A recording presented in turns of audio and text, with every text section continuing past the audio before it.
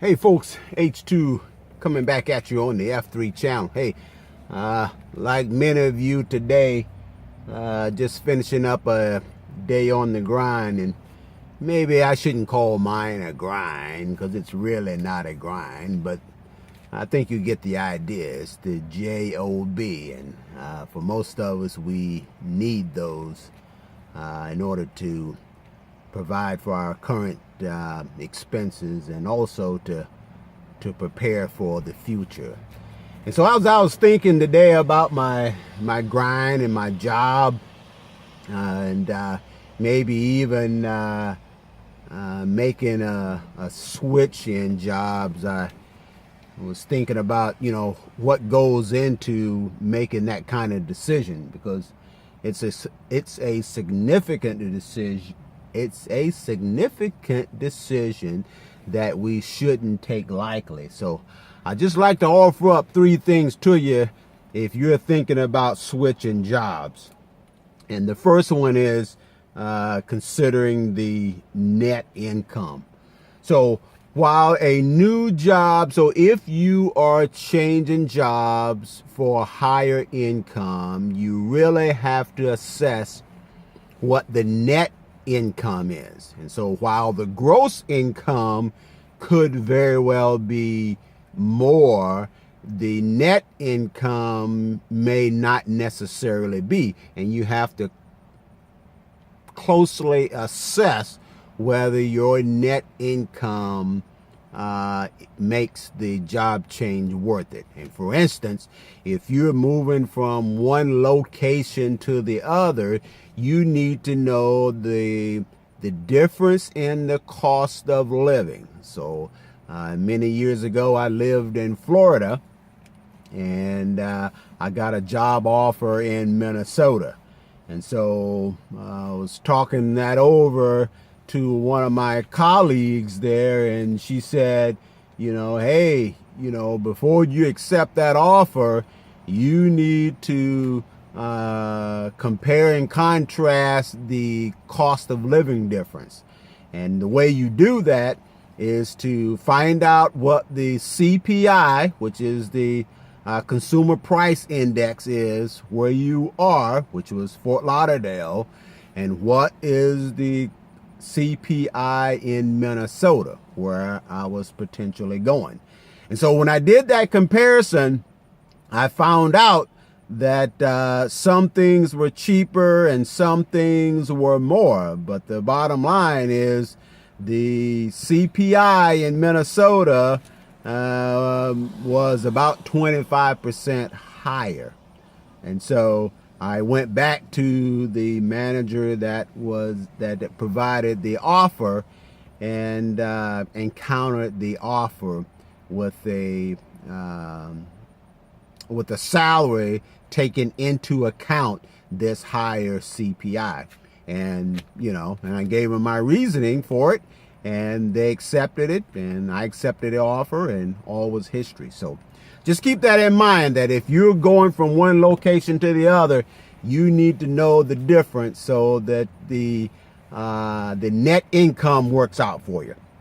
Okay, the second thing you need to consider in changing jobs is the time commitment.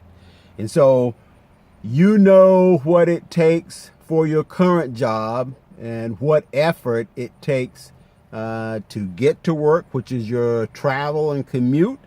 There's also the train up time, and whether you're coming in senior or you're starting at the bottom as a junior employee, and also what are the normal business hours. And so why all those things make a difference in terms of time commitment is that you may very well be working 40 hours a week on your current job, and your new job is going to be 60 hours a week. Not that you're getting paid for 60 hours a week, but your commitment to that new job, adding in all these other time commitments, could very well be more. So that is going to affect, if the change is worth it. So again, make an assessment for that time commitment. And then the last thing you need to consider is the upward potential. And so there are several areas that are covered under the upward potential. And the first one is, are you going from, and the industry that you're going into, is that a growing industry? Does the job outlook, is it positive? And so if you're, you may very well be recruited in or otherwise considering a move into another job that may very well have lower time commitment and higher net income. But if it's a industry or a career path that is drying up, meaning there's very little demand, or the people who are already there, they're bailing out, there might be a reason why they're paying you more to come in there, because they're, this close from closing the doors. The other thing you need to consider is where you are in the pay range. So if you're coming into a new position at the top of the pay range, guess who will not get a raise when it's time for salary adjustments? That'll be you. If you're already at the top and that's you maxing out the pay range, there's nothing else they can do for you. So you need to know where you are in the pay range so that so you have some, expectation of whether there's room for increased salary or not.